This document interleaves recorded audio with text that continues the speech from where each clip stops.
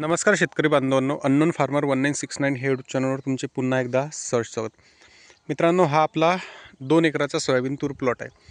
आता याच्यामध्ये जर बघितलं तर आपली जी लागवड आहे ती लेट लागवड आहे आणि लेट लागवड म्हणजे आपली 28 जूनला लागवड आहे. परंतु एवढी लेट लागवड असल्यावरही आपलं जे तूर पीक आहे ते अत्यंत चांगलं आहे. आता जर याच्यामध्ये जर तुम्ही बघितलं तर तुम्हाला गॅप हा जास्त दिसतो. हे 10.5 फुटावरती अंतर आहे आणि लागवड जी आहे ती कोरडवाहू लागवड आहे सुरुवातीला. नंतर याच्यामध्ये आपण हे ड्रीप लावलेलं आहे. आता झालं असं की ही ट्रॅक्टरवरची लागवड आहे, म्हणजे सोयाबीन तूर आपण ट्रॅक्टरवरती टाकलं होतं. आता जर बघितलं तर ह्या आपण खालच्या पट्ट्यात उभा आहोत, जिथं एकदम काळी जमीन आहे. आणि ट्रॅक्टरवरची जेव्हा लागवड केली तेव्हा काय झालं की जे बियाणं सुटण्याचं एकंदरीत हे होतं ते कमी सुटलं. मग त्याचा आपल्याला काय फायदा झाला निश्चितच तो आपल्याला इथं बघायचा आहे. जे आपण 3.5 एकराचा प्लॉट आपण प्रायोगिक तत्त्वावर म्हणजे प्रयोग करत केलेला आहे तो तर खूप चांगलाच आहे. परंतु याच्यातमध्ये सुद्धा अनावधानाने ज्या गोष्टी झाल्या त्याचा काय फायदा झालेला आहे तुम्हाला मी दाखवण्याचा प्रयत्न करतो. मित्रांनो, आता इथं बघा, इथं जी लागवड आहे ती अशी आपल्याला टोकनवरती अशी वाटते, परंतु ती टोकनवरती नसून ती लागवड ट्रॅक्टरवरती आहे. परंतु काय झालं की त्याच्यामध्ये जे वातावरण होतं त्यावेळेसचं त्यानुसार ते बियाणं कमी निघलं, पण त्याचा फायदा आपल्याला भरपूर झाला. कारण नंतर आपण याच्यामध्ये शेंडे खोडणी केली आणि ती लवकर केल्यामुळे त्याचा आणखी एक फायदा झाला, तो तुम्हाला दाखवतो. जो की यावर्षी आपल्याला 3.5 एकराच्या प्लॉटमध्ये तोटा झालेला आहे त्याचा. कारण आपण 30 दिवसावर त्याची शेंडे खोडणी केली होती, त्यामुळे काय झालं की ते पीक जास्त वरती त्याला ब्रांचिंग झाली. आता इथं बघा, इथं तुम्ही बघू शकता की कुठं 2 दाणे, 1 दाणे, 2 दाणे, 1 दाणे, आणि जे अंतर भरते मग ते फूट, 1.25 फूट, अर्धा फूट किंवा 1.5 फूट असं भरते.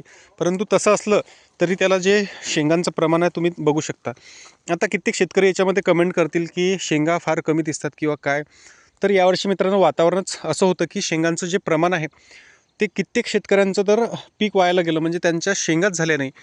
त्यामध्ये फुलं, त्याच्यात बारीक बारीक कण फुलं असंच राहिलं. तर त्या गोष्टी ह्या वातावरणामुळे झाल्या. पुढच्या वर्षी याहीपेक्षा आपल्याला उत्पन्न जास्त होईल. आता उत्पन्न किती होईल या 2 एकराच्या प्लॉटमध्ये ते सुद्धा आपण बघणार आहोत. परंतु जो काय आपण बियाणं वाचणे किंवा खर्च वाचणे आणि ह्या सगळ्या गोष्टी करून उत्पन्न वाढणे ते कसं झालेलं आहे ते सांगतो तुम्हाला. पारंपरिक जी लागवड करतो त्याच्यामध्ये आपण अतिदाट लागवड करतो आणि अशा पद्धतीने त्याचं खोडसुद्धा होत नाही आहे. तर ते तुम्ही बघा. आता इथं तुम्ही बघू शकता की एकच दाणा आहे आणि एकच दाणा आहे. अंतर जर बघितलं त्याच्यामध्ये 1.25 फूट अंतर पडलेलं आहे. ब्रांचिंग तुम्ही बघू शकता की किती खालून आहे. आता याचं नेमकं कारण काय? कारण इथं आपण याची जी शेंडे खुडणी केली होती ही 20-25 दिवसावर केली होती आणि त्याचा निश्चितच हा आपल्याला बेनिफिट झाला की त्याला ब्रांचिंग खालून झाली. जर हेच पीक आपलं जर अर्ली असतं, लवकर असतं जरा, तर याचं खोड आणखी मजबूत आणि याला ब्रांचिंगसुद्धा जास्त असती. कारण याचं काय झालं की तो कार्यकाल कमी झाला, म्हणजे झाडाला एकंदरीत त्याचं पूर्ण काय म्हणता येईल संगोपन करायला वेळ कमी झाला भेटला. आणि दुसरी गोष्ट, ज्या महिन्यामध्ये तूर पिकाला फुलं येतात त्याच महिन्यामध्ये सगळ्या तूर पिकाला फुलं येतात. फक्त जे अर्ली असतील त्याला अर्ली येतात बियाणं. परंतु ही चारू आहे, तर हिला ज्या महिन्यामध्ये सगळ्या चारू पिकाला काय म्हणता येईल फुलं आले त्याच महिन्यामध्ये याला सुद्धा फुलं आले. मग जर ह्या गोष्टी अशा होत असतील तर पिकाची एकंदरीत लवकर लागवड केल्यानंतर त्याची वाढ मग साहजिकच होऊ देणं आपली गरजेचं आहे. आता पुढच्या वर्षी आपण तोच प्रयोग करणार आहे की याची एकंदरीत लागवड लवकर करणार आहे. कारण आपण आता याच्या ड्रिपच्या माध्यमातून याला पाण्याची व्यवस्था केलेली आहे. यावर्षी हे कोरडो, आता हे ट्रॅक्टरवरती आहे. आता इथं बघा तरीसुद्धा कसं नियोजन झालेलं आहे. खाली त्याला ब्रांचिंग हे बघ 3-3, 4-4 याला ब्रांचेस झाल्या आणि वरती मग दुसरी शेंडे खोडणी केली तिथं, तर त्याला अजून ब्रांचिंग झालं. इथं पण दुसरी शेंडे खोडणी, तर त्याला अजून ब्रांचिंग झालं. आता इथं बघा, एकंदरीत जर बघितलं तर त्यात 2च जर बियाचं म्हटलं आपण तर एक पेंडीभर आपल्याला तूर पूर्ण भरते. म्हणजे एकरी तुम्हाला बियाणं लागणार किती? 1 किलो. बियाण्याचं आज व्हॅल्यू काय आहे? 300 रुपये. म्हणजे तुमचं 2 एकर 600 रुपयामध्ये बियाण्याचा तुमचा हा खर्च वाचला. झाला. तुम्ही NPK टाका किंवा 20-20-0-13 टाका, कुठलेही टाका.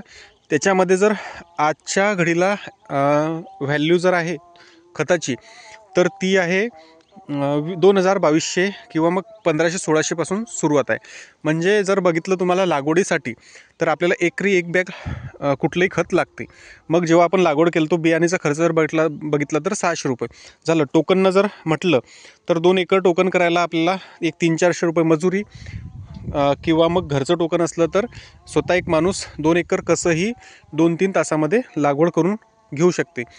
ते एक गोष्ट म्हणजे मिनिमम जेवढ्या त्या गोष्टी करता येतील खर्च वाचून त्या गोष्टी आपल्याला करायच्या आहे आणि जास्तीत जास्त उत्पन्न घ्यायचं आहे. हे एक महत्त्वाचं इथं जे काय आपल्या निदर्शनात आलं किंवा काय ज्या गोष्टी झाल्या त्या आपण तुम्हाला दाखवण्याचा प्रयत्न केलेला आहे. आता शेंगांचं प्रमाणसुद्धा तुम्ही बघू शकता की खूप आहे, जे की पारंपरिक जसं आपण लागवड करतो त्याच्यापेक्षा जास्त आहे. तुम्ही बघू शकता की इथं, आणि ही चारू असल्यामुळे एकंदरीत हिचा दाना जो आहे तो बारीक असतो, परंतु भाव इतर काय म्हणता येईल तूर पिकाच्या पेक्षा हिला 200-300 रुपयानं भाव जास्त असतो. हे तुम्ही इथं लक्षात घ्या. दुसरी गोष्ट, त्याचा जो फायदा झाला त्याच्यामुळे काय झालं की आपलं तूर पीक चांगलं आलेलं आहे यावर्षी. आणि एकंदरीत याचा जो आहे म्हणजे जमिनीच्या प्रकारानुसार सुद्धा आपल्याला फायदा झालेला आहे. कारण इथं जी आहे काळी जमीन आहे, काळ्या जमिनीमध्ये ब्रांचिंग जास्त होत असते, खोड मजबूत होत असते आणि त्याचा निश्चितच मग तो एकंदरीत फायदा होतो. तर अशा गोष्टी आपण ह्या 2 एकराच्या तूर पीक प्लॉटमध्ये आलो होतो. तर ते आपल्या निदर्शनात आल्या म्हणून सगळ्या शेतकऱ्यांना आपण एकंदरीत ते सांगण्याचा प्रयत्न केलेला आहे. आता कित्येक जण याच्यामध्ये कमेंट ह्याच करतील की कसं एकंदरीत काय, परंतु जेवढा तुम्ही खर्च कमी कराल तेवढंच तुमच्यासाठी चांगलं आहे शेतकरी मित्रांनो. आता तुम्ही बघू शकता की आता इथं बघा एक एक दाना जर असला तर त्याचं जे खोडाचं प्रमाण आहे ती जास्त मोठं होते, आणि तेच जर तुमच्या बिया ह्याच्यामध्ये जास्त आल्या तर त्याचं एकंदरीत खोड मोठं होत नाही. आता इथं बघा मी पूर्ण ह्या एकाच दाण्याची पेंडी बनवण्याचा प्रयत्न करीत आहे. शेंगा जर बघितल्या तर खूप चांगल्या शेंगा आहे. आणि आता इथं बघा हे एकच बियाणं आहे. आता एकाच बियाण्याला एवढ्या शेंगा आहेत.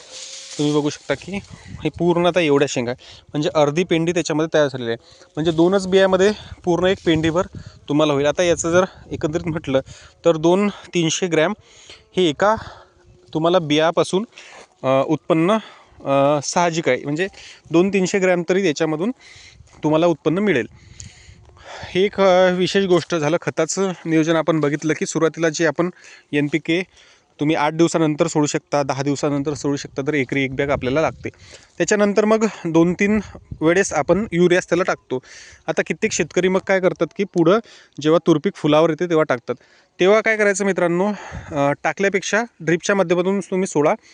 एकरी तुम्ही 1 किलोसुद्धा सोडलं चालते. आपण तसंच केलं होतं. 8 दिवसानंतर एकरी 1 किलो NPK सोडलं होतं. मग तिथून पुढे जशी त्याची चांगली ग्रोथ होत असते तसं आपण त्याच्यामध्ये खताचं नियोजन करतो. म्हणजे जर खताचा जर एकंदरीत खर्च बघितला तर ह्या 7 महिन्यामध्ये आपण याच्यामध्ये एकरी तो जो 2000 बॅगचा आणि अजून एक 300-400, म्हणजे जर साधारणतः आपल्याला एकरी 2,500 ते 3,000 पर्यंत हा टोटल खर्च म्हणजे बियाणं पकडून, म्हणजे 3,000 आपण ते पकडू. आणि मग बाकीचं जे काय फवारण्या म्हणा किंवा काय, तर एकरी असा टोटल खर्च आपला चालला 6,000 पर्यंत. मग तुम्ही विचार करू शकता की 6,000 मध्ये म्हणजे एका क्विंटलच्या पैशामध्ये आपलं पूर्ण हे नियोजन याच्यामध्ये होत आहे. बाकी मग याच्यामध्ये रोटर किंवा मग इतर गोष्टी त्या जर अशा पकडल्या तर आपल्याला एकरी 10,000 रुपये याच्यामध्ये शेवटपर्यंत खर्च येतो तूर पिकामध्ये, सोयाबीन सोडून. कारण काढणी आणि त्या गोष्टी जर म्हटल्या तर जेवढा आपला खर्च आपल्याला कमी करता येईल त्या खर्च कमी करून एकरी उत्पादन जर आपल्याला याच्यामध्ये इन ॲव्हरेज सध्या परिस्थितीमध्ये आपल्याला आपण 5-6 पकडू, कारण ही कोरडवाहूची तूर आहे. तर 6 क्विंटल जरी झालं तरी मग याच्यामध्ये आपल्याला 2 क्विंटलचे आपले पैसे जातात आणि 4 क्विंटलचं आपल्याला उत्पन्न राहते. मग आता 4 क्विंटल जर म्हटलं तर कमीत कमी भाव जर आज म्हटलं तर 6.5-7 पकडा, 6×24 म्हणजे 24,000 रुपये याच्यामधून आपल्याला शिल्लक राहतात. आणि सोयाबीन किंवा दुसरं एखादं पीक घेतलं तर त्याच्यामधून आपल्याला 20-25,000 रुपये याच्यामधून शिल्लक राहणे गरजेचे आहे. हे पारंपरिक झालं. जर पुढच्या वर्षी आपण याच्यामध्ये प्रायोगिक प्रयोग करून जे काय आपण टोकनच्या माध्यमातून, ड्रिपच्या माध्यमातून त्या जर गोष्टी केल्या तर आपल्याला कमीत कमी याच्यामध्ये 9 ते 10 क्विंटल तूर पीक होणे गरजेचं आहे. दुसरं सोयाबीन जर म्हटलं तर आपल्याला 8-9 क्विंटल सोयाबीन होणे गरजेचं आहे. म्हणजे इन ॲव्हरेज आपल्याला याच्यामध्ये 8-9 लागायला पाहिजेत. आणि त्याच्यातून जे येणारं उत्पन्न आहे आपल्याला एकरी कमीत कमी 60,000 रुपये निव्वळ नफा याच्यामधून जर राहिला तर प्रत्येक शेतकऱ्याला त्याच्यापासून शेती करणे परवडेल. हे एक म्हटलं तर आपल्याला वावगं ठरणार नाही. तर अशा पद्धतीने आपला हा जो 2 एकराचा प्लॉट आहे त्याच्यामध्ये आपण आलो होतो. ह्याच्या गोष्टी आपल्याला याच्यात पारंपरिकपेक्षा प्रायोगिक जर केल्या तर कशा प्रकारे आपल्याला याच्यामध्ये उत्पन्न जास्त होईल ह्या गोष्टी आपण इथे बघितलेल्या आहे. पुन्हा तुम्हाला जर व्हिडिओ आवडला तर लाईक करा, सबस्क्राईब करा, शेअर करा आणि व्हिडिओ नक्की बघा. असा एकंदरीत हा एक प्रयोग आहे.